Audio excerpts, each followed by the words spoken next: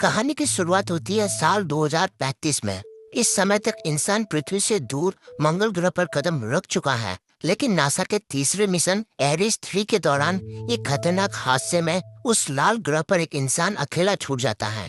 उसके पास न ऑक्सीजन, न खाना और न ही कोई मदद थी। था तो सिर्फ एक लाल बंजर ग्रह और जिंदा रहने का हौसला।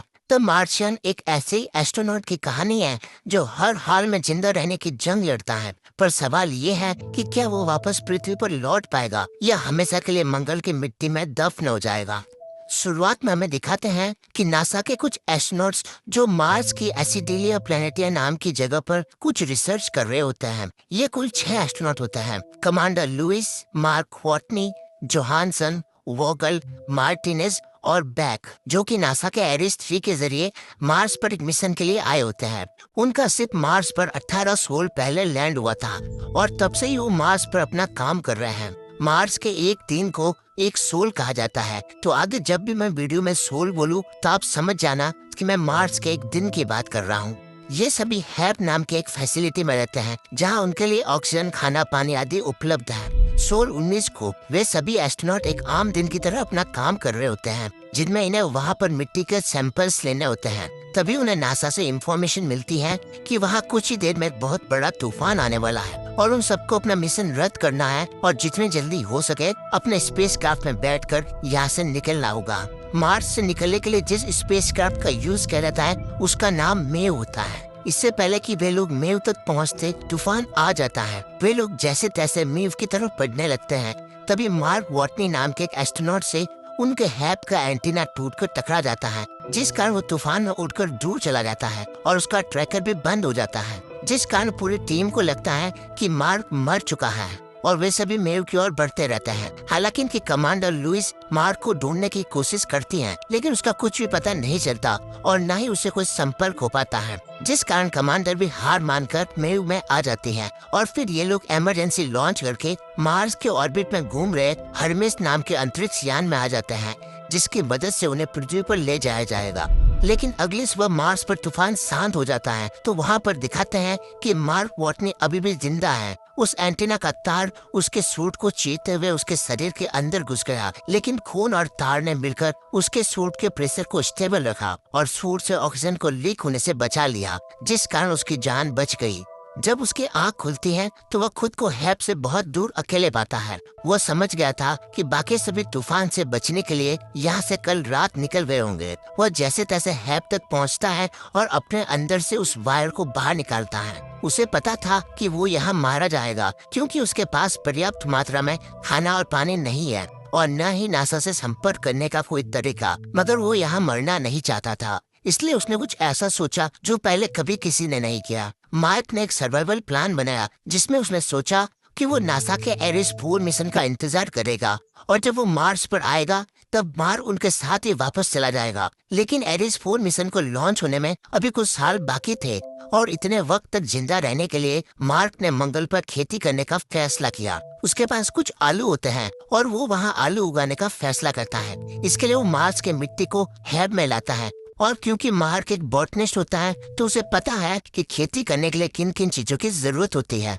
इसलिए वो सबसे पहले आलू बोता है। लेकिन उसे मिट्टी को उपजाऊ बनाने के लिए बहुत सारे पानी की जरूरत थी और मार्स पर पानी नहीं होता है। पर अच्छी खबर ये है कि उसे पता है कि पानी कैसे बनाया जाता है। हाइड्रोजन और ऑक्सीजन को मिलाकर उसे जलाने से पानी बनता है और इस काम को करने के लिए वॉटनी के पास सारे साधन होते हैं और वो पानी बनाना शुरू कर देता है। जब वो पहली बार कोशिश करता है तो कुछ कैलकुलेशन मिस्टेक हो जाने के कारण एक ब्लास्ट हो जाता है, लेकिन अगली बार वो हाइड्रोजन और ऑक्सीजन को मिलाकर जलाने में कामयाब हो जाता है और अब वहाँ पर पानी बनना शुरू हो जाता है। दरअसल इस तरीके से वाष्पीकरण होता है, जिससे वहाँ पर पानी की छोटी छोटी बूंदें बनना शुरू हो जाती हैं और उसकी मिट्टी को जितने पानी की जरूरत होती है वहाँ पर पानी बन जाता है और कुछ ही दिनों के बाद वहाँ पर पहला पौधा अंकुरित होता है, जिसे देखकर मार्क बहुत खुश होता है।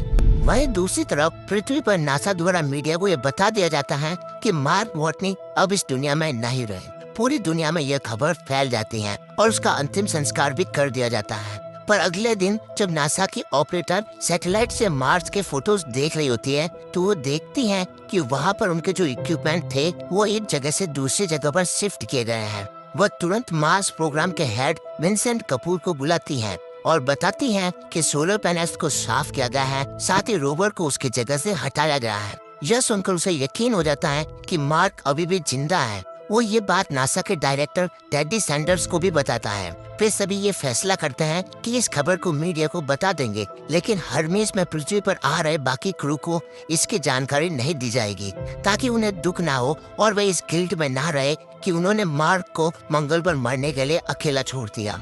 मार्क को अब मंगल ग्रह पर फंसे 70 सोल बीत चुके थे। अब तक उसने खाने और पानी का बंदोबस्त तो कर लिया था, पर अब उसे मंगल ग्रह से निकलने की प्लानिंग बनानी थी। मार्क को पता था कि नासा का अगला एरिस 4 मिशन 4 साल बाद सेपली क्रेटर पर उतरेगा, जो मार्क की मौजूदा लोकेशन से 3200 किलोमीटर दूर था। मार्क को मंगल ग्रह से निकलने के लिए 4 साल बाद किसी तरह उस जगह पर पहुंचना था। मार्क के अनुमान से वहां तक पहुंचने के लिए उसे 50 दिन लगने वाले थे। इसके लिए मार्क ने उसी वक्त तैयारियां शुरू कर दी। उसका एक रोवर जो चलने की हालत में नहीं था, मार्क ने अपना साइंटिफिक दिमाग का इस्तेमाल करके उसके कुछ जरूरी पार्ट्स को दूसरे रोवर में लगा दिया, जिससे अब वो ज्यादा दूरी तक सफर कर सकता था। लेकिन अब उसके सामने एक नई समस्या थी, ठंड की। रात के वक्त मंगल ग्रह पर कुल्फी जमा देने वाली ठंड होती है। इसका हल निकालने के लिए मार्क ने उस न्यूक्लियर बैटरी को जमीन से खोदकर बाहर निकाला, जिसे मंगल पर पहुंचते ही उसकी टीम ने जमीन में दफना दिया था, क्योंकि अगर गलती से भी बैटरी को कोई नुकसान पहुंचा तो उसे रेडिएशन निकलेगी और उसके संपर्क में आने वाला हर इंसान परलोक से डर जाएगा। हालांकि मार्क ने जोखिम उठाते हुए सावधानी से उसे अपने रोवर में लटका दिया, जिससे उस बैटरी से निकलने वाली हीट से उसकी ठंड की समस्या दूर हो गई। उधर पृथ्वी पर मार्क को बचाने के लिए नासा ने कोशिश शुरू कर दी। उन्होंने JPL यानी जेट प्रोपल्शन लेबोरेटरी, जो नासा के लिए प्रोब और स्पेसशिप बनाने का काम करती है, उन्हें 3 महीने के अंदर प्रोब बनाने का मुश्किल काम सौंपा। JPL के डायरेक्टर ब्रूस और उसकी टीम पर बड़ा दबाव आ चुका था, क्योंकि आमतौर पर किसी भी प्रोब को बनाने में उन्हें 6 महीने का समय लगता है। नासा का प्लान ये था कि इस प्रोब के जरिए पहले वो मार्क के लिए 4 साल तक जिंदा रहने के लिए सारे जरूरी सामान भेजेंगे।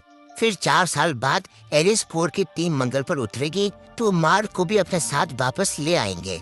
इस तरह JPL की टीम भी प्रोब बनाने में जुट गई। वहीं टेडी सैंडर्स ने कम्युनिकेशन इंजीनियर मिंडी को भी सैटेलाइट्स के जरिए मार्क की हर गतिविधि पर नजर बनाए रखने का पूरा अधिकार सौंप दिया। उधर दूसरी ओर मार्क के बोए हुए आलू की फसल अब तैयार हो चुकी थी। मार्क ने बड़े आलू को खाने के लिए रख लिया और छोटे आलू को फिर से बो दिया। इस तरह मार्क अपने खाने का इंतजाम करता जा रहा था। लेकिन मार्क जानता था कि जब तक वह नासा से बातचीत करने का कोई जरिया ढूंढ नहीं लेता, तब तक उसकी सारी कोशिशें बेकार हैं। बहुत दिन सोचने के बाद उसे कुछ याद आया। वह उसी वक्त अपने रोवर में बैठकर किसी अनजान सफर पर निकल गया। यह देखकर उस पर नजर रख रहे मिंडी और कपूर असमंजस में पड़ गए, क्योंकि मार्क 13 दिनों से लगातार किसी अनजान दिशा की ओर बढ़ता जा रहा था। उन्हें समझ नहीं आ रहा था कि मार्क आखिर कहाँ जा रहा है। लेकिन तभी कपूर के दिमाग की बत्ती जली। उसने जब क्रेटर के नक्शे पर मार्क के बढ़ने की दिशा को आउटलाइन किया तो उसे समझ आ गया कि मार्क उस पाथफाइंडर रोवर की ओर बढ़ रहा है, जिसे 1996 में नासा ने मंगल ग्रह पर उतारा था। उस पाथफाइंडर का काम था मार्स पर रहकर वहां की मिट्टी की मैग्नेटिक प्रॉपर्टीज और वातावरण से संबंधित जानकारी को नासा तक पहुंचाना। हालांकि उसकी बैटरी खराब हो जाने की वजह से 1997 में ही नासा का उससे संपर्क टूट गया था। कपूर का अंदाजा बिल्कुल सही था। मार्क ने उस पाथफाइंडर को ढूंढ निकाला जो इतने सालों में रेत में दफन हो चुका था। मार्क उसे रेत से निकालकर अपने हैब ले आया।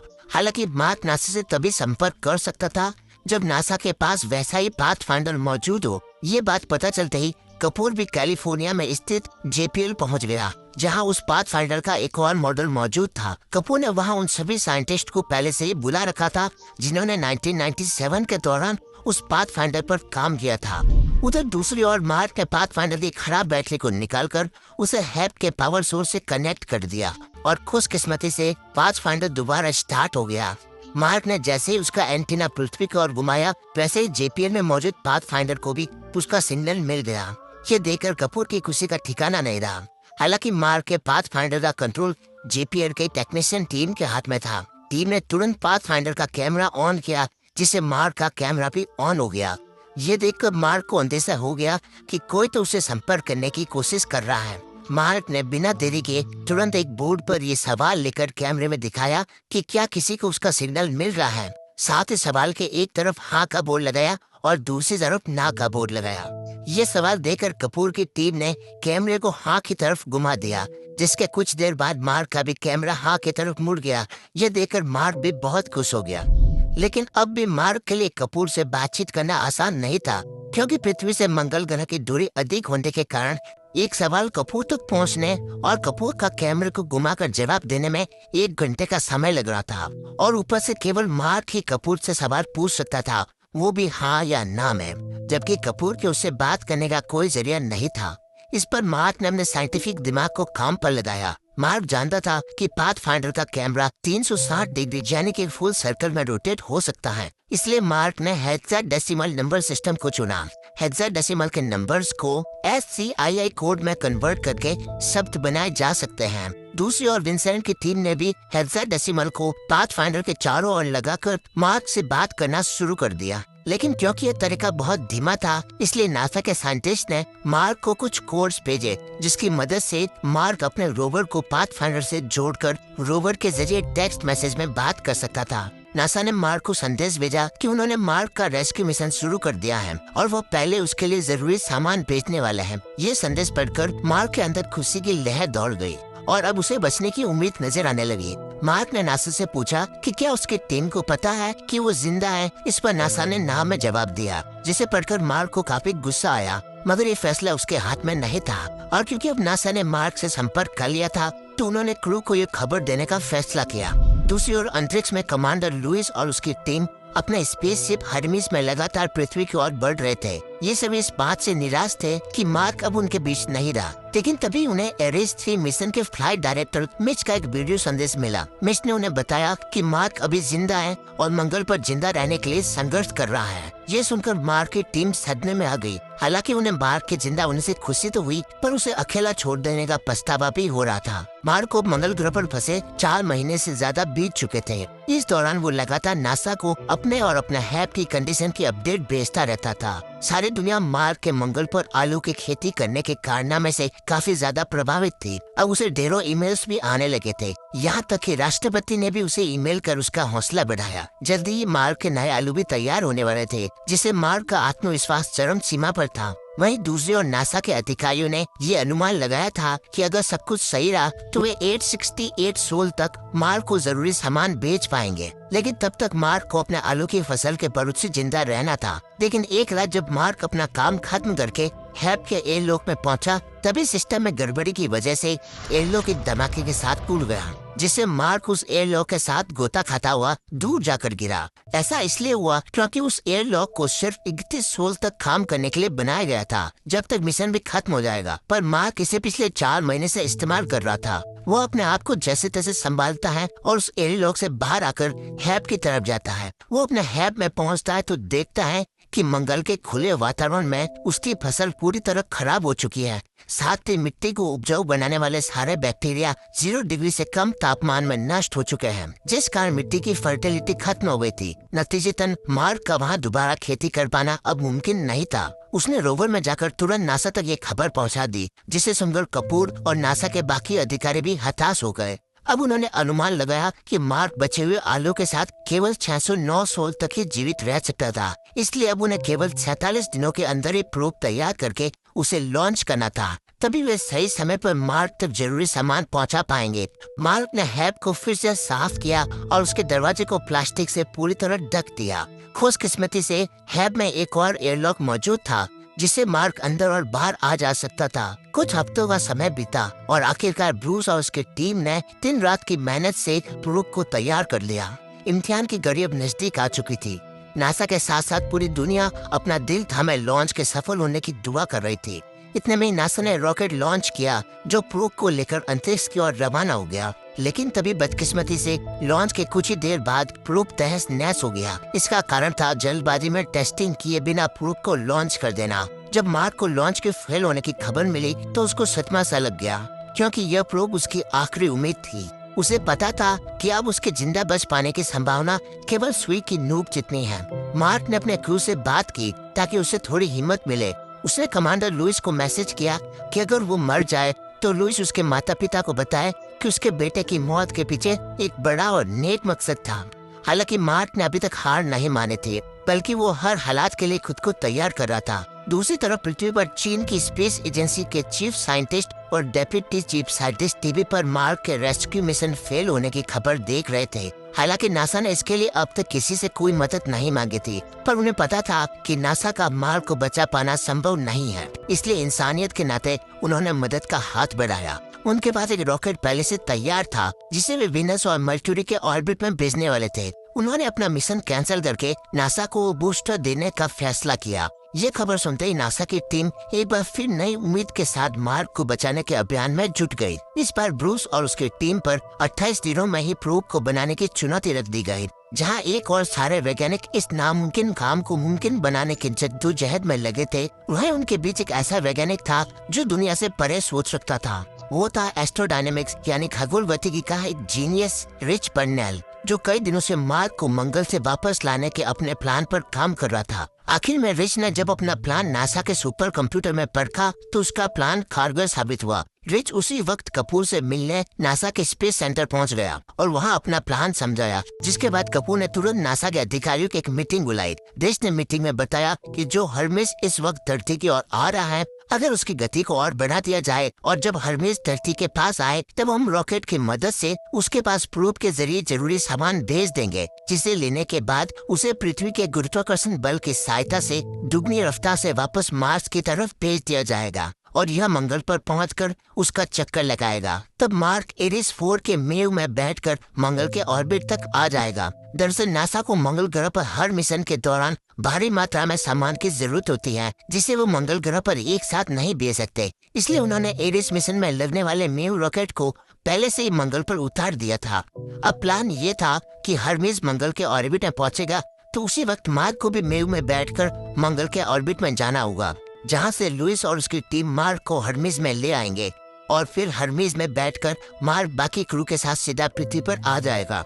हालांकि रिच का प्लान कारगर तो था, लेकिन टेडी सैडर्स मार्क को बचाने के लिए लुइस और उसकी टीम को खतरे में नहीं डाल सकता था, इसलिए वो पुराने तरीके से ही काम जारी रखने का फैसला करता है। लेकिन एरिस 3 के मिशन डायरेक्टर मिच को ये फैसला लुइस और उसकी टीम पर छोड़ देना उचित लग रहा था, इसलिए उन्होंने अपने नौकरी को खतरे में डालते हुए लुइस और उसकी टीम को एक सीक्रेट मैसेज भेजकर उन्हें रिच के प्लान के बारे में सब बता दिया। अब ये फैसला उन्हें करना था कि वे अंतरिक्ष में 29 महीने और बिताकर मार्क को बचाएंगे या अपनी जान के बारे में सोचकर घर वापस लौट आएंगे।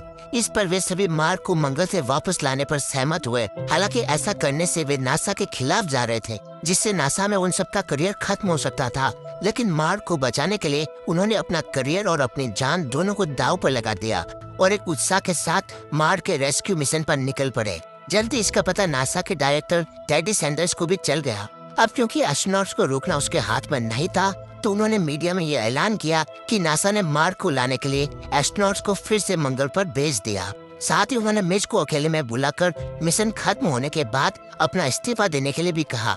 लेकिन सैंडर्स भी चाहता था कि सभी एस्ट्रोनॉट सुरक्षित लौट आए, इसलिए जाते जाते उन्होंने मिच से इस मिशन को अच्छे से पूरा करने के लिए कहा। उधर दूसरी तरफ मार्क जियोलॉजिकल रिसर्च को पूरा करने में लग जाता है, जिसके लिए वो लोग मंगल पर आए थे।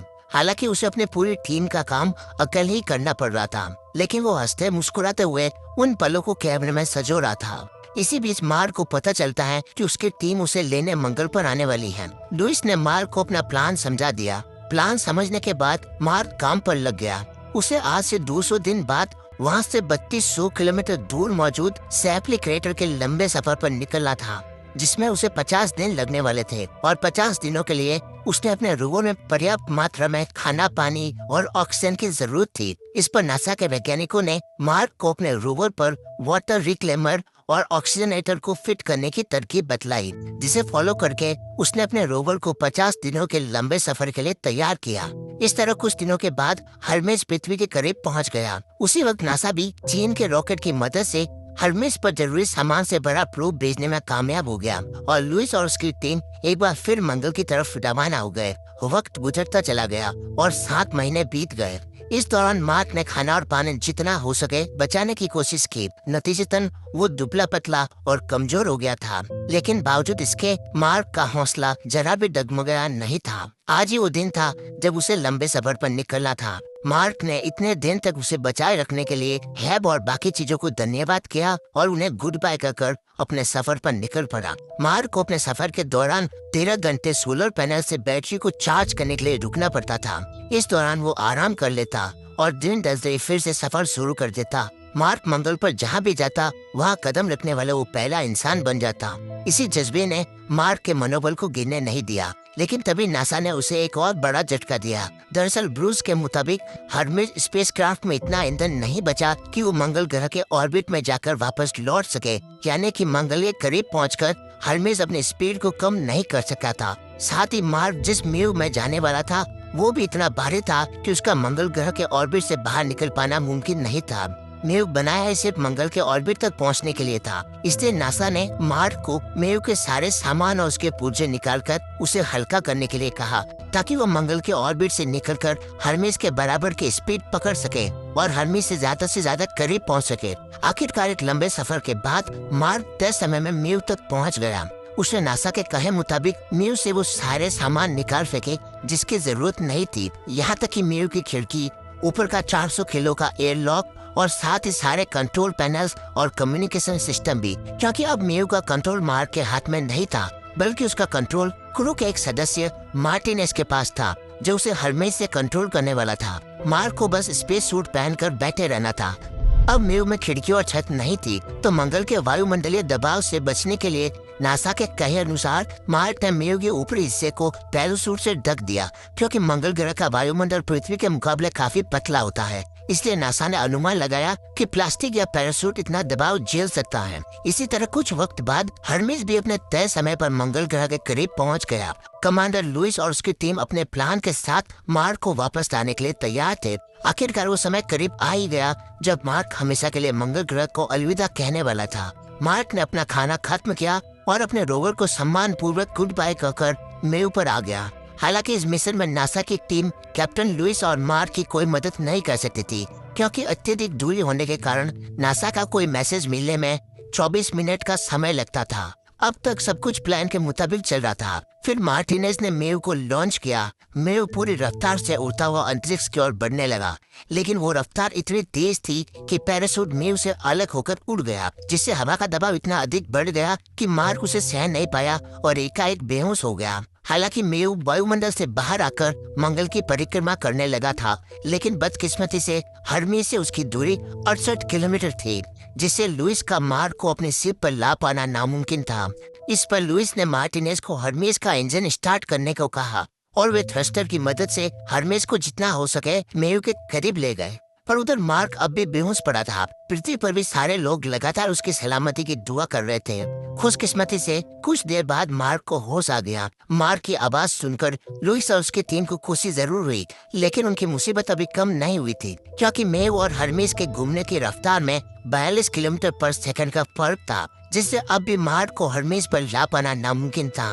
अगर वे हर्मेस के घूमने की रफ्तार को कम करके मेव की रफ्तार के बराबर ले आए, तभी वे मार्क को पकड़कर हर्मेस पर ला सकते थे। लेकिन इसके लिए वे दोबारा हर्मेस का इंजन स्टार्ट नहीं कर सकते थे, क्योंकि उनके पास इतना ईंधन नहीं बचता कि वे वापस पृथ्वी पर लौट पाते। लेकिन इसी बीच लुइस को एक आइडिया आया।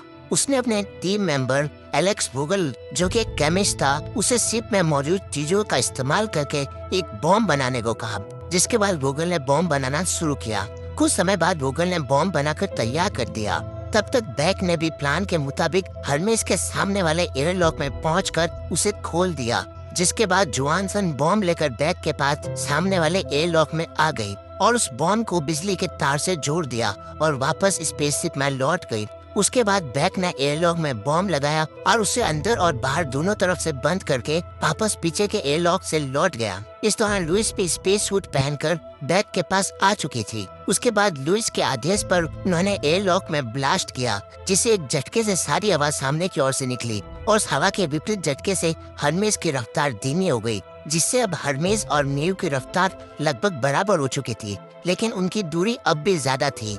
इसके लिए खतरे को देखते हुए बैग की जगह लुइस ने मार्क को लाने का फैसला किया और रस्सियों के सहारे लुइस मार्क की तरफ बढ़ गई। लेकिन बदकिस्मती से मार्क तक पहुंचने के लिए उसकी रस्सियां कम पड़ रही थी। इसे देखते हुए मार्क ने अपना तरीका आजमाया और उसने अपने ग्लव्स को पंचर करके उसके प्रेशर की मदद से उड़ता हुआ लुइस की तरफ जाने लगा। पर तभी वो लुइस का हाथ पकड़ने से चूक गया, लेकिन खुशकिस्मती से रस्सियां उसके हाथ में आ गई। ये देखकर बैक ने जल्दी से मार्क और लुइस को हरमिस पर खींच लिया। इस तरह कमांडर लुइस और उसकी टीम मार्क को बचाने में कामयाब हो गए। ये खबर सुनकर नासा के साथ साथ दुनिया भर के लोग खुशी से झूम उठे। अपने दोस्तों से मिलकर मार्क भी बहुत खुश हो गया। इस तरह मंगल ग्रह पर 18 महीने फंसे रहने के बाद मार्क वापस पृथ्वी पर लौट आया। पृथ्वी पर पहला दिन मार्क के लिए एक नई जिंदगी की शुरुआत थी। अब वो नासा के लिए अंतरिक्ष यात्रियों को ड्रिलिंग देता है और उन्हें भी अपने संघर्ष की कहानियों से प्रेरित करता है। और आखिरकार एरिस 4 मिशन के लॉन्च के साथ ही मूवी खत्म हो जाती है।